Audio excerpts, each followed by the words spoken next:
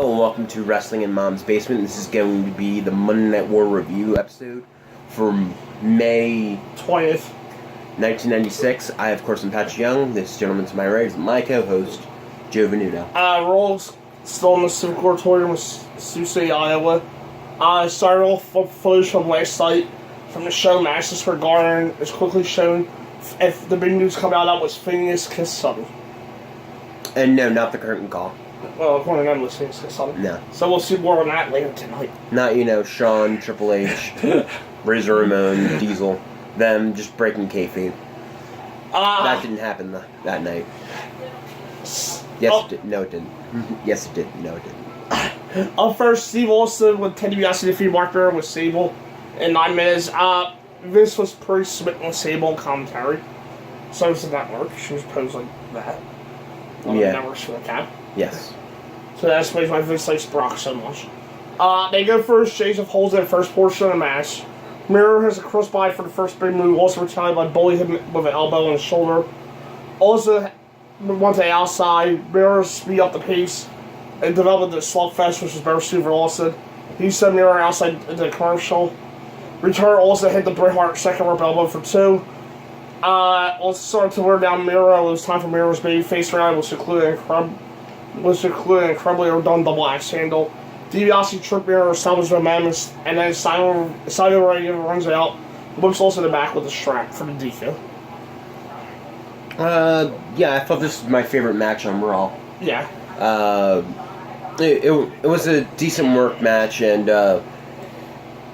it built up Savio and Austin. Yeah, it was going well up until the finish. It was a good back and forth TV match. I believe it's them, that Austin. They go on to have a pretty damn good match at King of Ring. I believe it's also in their route. Is that the one where Austin busts his lip? Yeah, that's all, yeah. Yeah, that's it. Yeah, I believe it's the King of Ring match between them. Mark Bear argues to Cy Vega about costing the match. Then we go to Kuwait. Vince talks over a video package of Alman Johnson being loved by the Kuwait phase. It's hilarious because he talks about how sad things are over there, and then he tries to make Alman some sort of a national hero to them. Who knows? Maybe the Kuwaitis do love Ahmed Johnson. We see video. Odds are they don't really know what they're watching. They're just sitting there cheering along. We see video of the Ultimate Warrior signed bunch of autographs for his comic book. Not a big seller, I don't believe. No. I believe the company ends up with a lot of unsold Warrior comic books. Did you have one when you were a kid? I think my aunts did buy a few.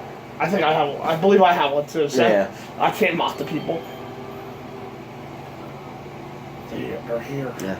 Just a game on my phone. I thought it was God calling me. Simon Vega defeated 1, 2, 3 up next with Ted DiBiase 8 minutes. Here we have, I believe, the final WWF match for 1, 2, 3 Kid. I believe. At least televised. But I can recall. Yeah. He'll be back soon, though, when we do these reviews under his eventual X-Pac. Yeah. Just give it a couple Oh, wait, years. actually 6. I skipped his WCW run, apparently. Yes. DiBiase joined commentary bash Savio. These two start slow, but face pick up. One Savio takes them both over and put out on a spin heel kick that actually stops Savio, slows down with chin-lock. DiBiase mocks him with chauffeur boy chants. Kid turns it around to listen to that. He's in control for the break. You can tell Kid here was X-Pac was kind of disinterested. But, he was checked out and gone.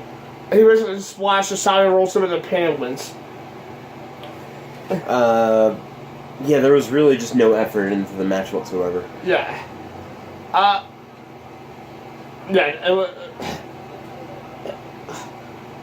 Ho-hum effort from both guys. Yeah. We go back to Madison Square Garden highlights from last night's show. I'm actually glad to see this whole entire show that would get uploaded to the network with the curtain call in it. Yeah, that'd be pretty cool. In the old school section where they have old MSG shows. Yeah. Hillbilly Jim and her got one vote for Phineas and found Sonny coming out of her locker room. They met the buy-downs for the tag titles. We get great character shots of Sonny in her short skirt. She told Phineas for out, who responded by playing a wet one on her. and then proceeds to win the tag team titles. On the free-for-all this Sunday, the Goblins defend those titles against the return of Smoking Guns. Not this Sunday, though. Jim Ross interviews Paul Bearer in the arena, lost purple lighting. Bearer says the goal is to pay. JR wants to speak to the Undertaker and reveal like he's just chilling in a casket.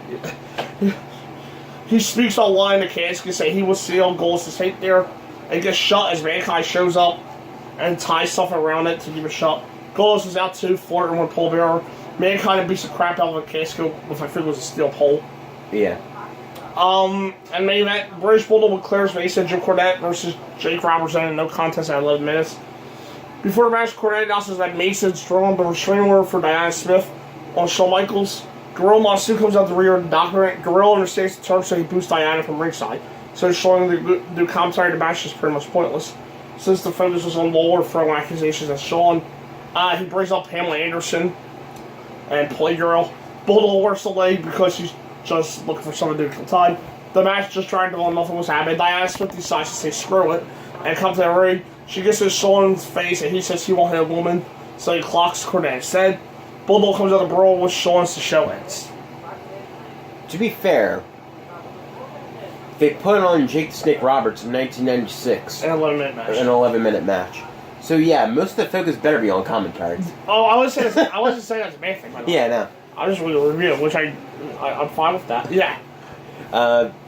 Yeah, the match itself, it was an 11-minute Jake the Snake Roberts match in 1996. Yeah, How do you think it went? I had no comment on the match or the story. It's convoluted. Yeah.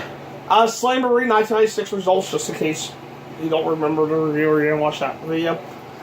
Animal Booker T for Hulk and Luger to a double countout. Plug Emmy defeated Benoit and Kevin Sullivan for reasons. Rick Steiner and the Booty Man defeated Scott Steiner's Sergeant Craig Pittman. Hopefully the Steiners wrestled most in that match. Jim Duggan and VK Wall Street defeated the Blue Bulls. Well, the odds that team stayed the team. Dick Slater, Earl Robert E. defeated Disco Inferno and Alex Wright. Barbarian DDP defeated Ming and Hugh Morris. Fire and Ice defeated Big Bubba and Steve Ray. Savage and Flair defeated Edgar and Arn Anderson. That sounds like the best match on the card. Or out of Lethal Lottery sounds like the best match. WCW Cruiserweight Championship, Devil Lincoln defeat Brown Armstrong. I guess that's not terrible. E.A. and Slater defeat Doug at Wall Street. Paul Academy defeat Flair Savage by forfeit. DDP Barbarian defeat Booty Man Rick Steiner. U.S. Championship Conan defeat Justifying and Liger. DDP won Battle Bowl and the WCW Championship to Giant defeat Sting. Nitro from the Civic Center in Monroe, Louisiana. This was about a 90-minute episode.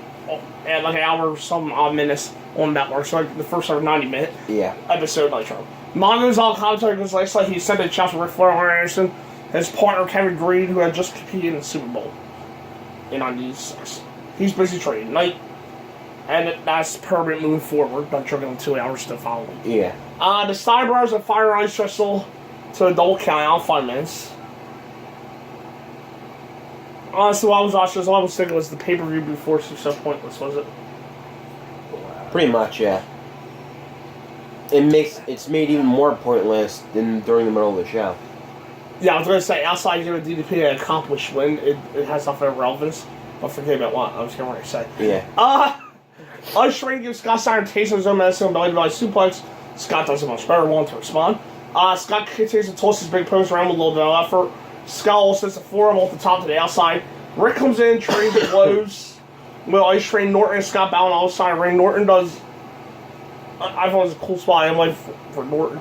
Norton did like a cool shoulder breaker into the ring post on Scott rather, as the double count gets called. And Rick and Ice Train found the ramp, and Norton yells release Jordan. Went a little better than I expected, but it wasn't necessarily all that interesting. It was just 4 big guys duking it out. And that's what I was going to say. So that's what I would appreciate WCW's effort, and to keep that match like that. Yeah. 4 guys just beat the crap out of each other. That's why I said it was better than I expected. Yeah. So yeah. Definitely because of Ice Train and Norton. Right. Up next, for Elizabeth, a woman defeat Edgar Guerrero in 17 minutes.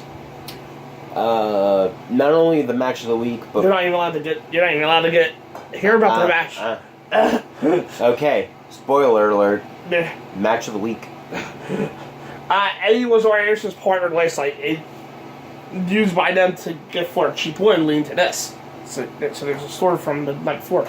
They started with some basic work mat. Eddie sees to get advantage, calls a laser inside the screen. Eddie's speed leads to some drop kicks that set Flair take it really outside. Rick goes for a chair, but referee Randy Anderson stops him from using it. Since he's getting upper hand, Eddie mocks Flair's shot. He lights Flair up with chomps. We get the Flair flop, enter the ring. Eddie gets still a roll up. Flair has a back suplex, goes for a figure four, but Eddie versus in the small package for two. Eddie catches the Flair's kicks and slaps the figure four on him. Flair reaches the rope and rolls outside. Eddie tries to dive into him, but Flair moves. And he hits the guardrail down. It's time for Flair to do the work. Hey, chop block. Eddie fights back after leg work with a tornado DDT for two. He walks the top rope and snaps off a Rana. The frog toss connects, but Eddie's leg is too hard to cover. Flair takes advantage and applies a figure four, complete with short punches to the hurt leg. Woman helps add a leverage for him to stop Eddie from turning over, and he gets his shoulders pinned to the mat. Yeah, not only the best match in the week, but probably one of the best matches on Nitro. Yeah, for me, it was honestly easily the best match. Yeah. In Nitro history so far, at least. This should have been a star-making performance for Eddie, but I'm pretty sure, though, he doesn't do it off that note for a while. I'm pretty sure. Yeah. I think he has a few with Flair at some point in the summer. For a hog while, I want to say, but that's about it. But he doesn't do it off like for a Great American Bash, to capitalize. So that's typical WWE. The leg work was well done. Eddie sold it well for the most part, and Flair let him get a ton to make sure he looked great. So there you go. Meeting by God, Gene Aries or Flair ringside. About Boschman reportedly being in the arena. He makes sexual references about Elizabeth, and then says he doesn't care about Mongo painted green. After talking smack, Flair joins commentary with a bunch of foods. Well, food, not foods. Food. He tells Bobby that he can touch the girls, but Bischoff has to keep his hands to himself. It was also funny seeing Bobby Heenan like the little candelabra thing that he had. Yeah. Yeah. And up next, I think it was for the tag team titles, because they were always on the line a lot. They might not be for the tag team titles, I'm not sure. Lex Luger said defeated Faces of Fear in 7 minutes. Ric Flair does a great job playing over still commentary. He says that he's a great athlete, but had to go through a giant last night. Flair also says that he sold Liz Iron Luger, which is unfortunately interesting considering the future now. Yeah. Faces of Fear worked over saying while Flair makes a joke about the Four Horsemen. Hand side means something different now that he's with Liz, a woman. Apparently this means something different now. Yeah. I shit you not, you cannot say these things out. Snake takes a huge chop from belly to belly from Barbarian. And probably the most impressive move of the night was a belly to belly, not from Scott Steiner or Rick Steiner. I know. By the way, if I'm trying to make this match sound better than it was, it actually wasn't a bad match. No. So, yeah. Bishop believes in Luger now, but he keeps trying to say he's crooked. Hot tighted Luger, you know what time it is, screaming clotheslines.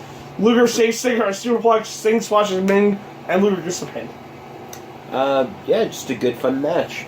Yeah, he took the 2 words out of my mouth. A fun match, yeah. They worked the tag for him well, and the dynamic between Sting and Luger continues to be a highlight. Once again, we don't think the storyline has no end. Yeah, it doesn't. But the last few weeks of it, or last few months of it, have been good. Outside, me and Gene Aries watch him, and he can't get into the building again. Gene says there's a meeting of higher-ups right now to determine Savage's future in business. Randy's very cool throughout this until he gets paranoid and thinks Gene might be setting him up. He tries to run him, but feels miserably. That's the security. Yeah, don't joke this time, right? Well, there's a wrestling company that has cracked his security team. It's not only WCW. I know. Or WWE. I know. Blood runs cold. Glacier is coming. We say that a lot. And this week may be appropriate. Winter is coming. Eventually. You're right. Dr. Dale saves defeat Brown Armstrong with 4 minutes. Brown Armstrong has a Sergeant Stripes jacket. Kind of looks like one of the most generic people ever. DDP starts off a battle when Guy showcase him here. And in less than a year, he'll be one of WWE's hottest acts. Commentary discusses DDP went from having a lot of money last year to losing to the Booty Man and being really broke. Mysterious benefactors behind him and helping him out. DDP Armstrong do a lot of nothing. Or missing a match, but somehow laces for a break. Under elbow, DDP wins with the diamond cover. Yeah, Brad Armstrong is very generic. I think that's how you described the match with Diva Lincoln, right? Yeah. Yeah. He literally looks like a territory jobber. Yeah, that's a good point. Yeah. Yeah, the match was fine. It was a good little victory for DDP. Just here to put DDP over. It went a bit long, though, considering the man long. 4 minutes. Over 4 minutes. DDP does his first self-high five and lets out Good God when Gene interviews him. He puts over his winning battle on the Lord of the Rings thing that he won, not the movie. That's what they were calling the ring. The Lord of the Rings. Yeah. He says there's one person he wants to thank is himself. DDP calls out the Giant because he wants to WCW World Title. Gene takes us back to the still images from last night. Supposedly shows that WCW officials are unsure if DDP's foot touched the floor before he won. The image clearly shows him pulling Shawn Michaels, by the way, with just 1 foot down. Yeah. Gene botches the entire explanation. They won't take the Lord of the Rings title, but he won't get the WCW title shot either. Instead, Lex Luger will face the Giant, the Great American match, and DDP rightfully loses his cool. WCW World Heavyweight Championship, the Giant with Jimmy Hart defeated Arn Anderson with Kevin Sullivan in 3 minutes. So Flair comes up with 2 women and Arn gets the Taskmaster. If it is unfair. Sullivan. I always wonder why Arn Anderson didn't turn on Ric Flair. Yeah. And this just proves my point. Yeah. Sullivan talks with Hart about just wanting to make sure Arn there's a fair shot. Flair keeps told about some kind of plan. Arn is all about making sure the Giant looks like a monster. He bumps for him, takes breathers, and deals to avoid punch it. Arn chops him down the sides of Giant counters DDT. I tap into a choke slam routine. Yeah, your description in the match was literally going to be my description. Arn Anderson did a decent job of making the Giant look like a giant. Yeah, 5 from Wild Ones. Kudos to Arn for working hard. Yes, that sounds like a Ligura comment. Wait for Saturday for that. Eric Bischoff. Exactly. Eric Bischoff is so saying it's starting next week. Nitro will run for 2 hours each week, from 8 to 10. The ratings for this week: Raw 2.3, Nitro 3.1. Hey, for once, the ratings. Good job, ratings. Raw. Give it a 5. I was going to give it like a 4. That was definition mediocre. I thought the first 2 matches were fine. One better than another, but I was also enjoying the flashes to back what happened in the Garden, which they were showing actual stuff that happened in the Garden. That was more. The more interesting stuff, yeah. I thought the Arm Taker segment was okay, too. All the closing stuff sucked, though. Having the match go on for far too long, no payoff, which is fine, but still far too long. And just cut it, made it feel like a waste of time anyway. Nitro. This is actually one of my favorite shows I've seen so far, the Monday Wars that we started doing. Not as good as the first episode of Nitro. Yeah. I'll give it an 8. Yeah, I was going to give it a high 8, too, yeah. Yeah, it was a damn good television show. The show got off to a strong start. With a solid tag team brawl. That set up something for the pay-per-view, I believe, at the Great American match. Mm-hmm. I think. The Guerrero 4 match was the best match, in my opinion, in Nitro history. So far. I really made anything like a star. The tag title match was also enjoyable. The show took a bit of a dive near the end as the final 2 matches lacked. But at least they accomplished their goal, so a lot of fun. So it looks like we might be on to something. Maybe the longer Nitro gets, the better. Well, we gotta wait a couple years for that statement. Or weeks. To be tested, yeah. Because next week something very important happens in the Monday. Yeah, from everything I've heard at Nitro, that's the only thing that also happens. Yeah. So, yeah, that's what I've always heard about that Nitro as well. Up next is the Hell in Cell 2014 retro review. So see you then. See you then.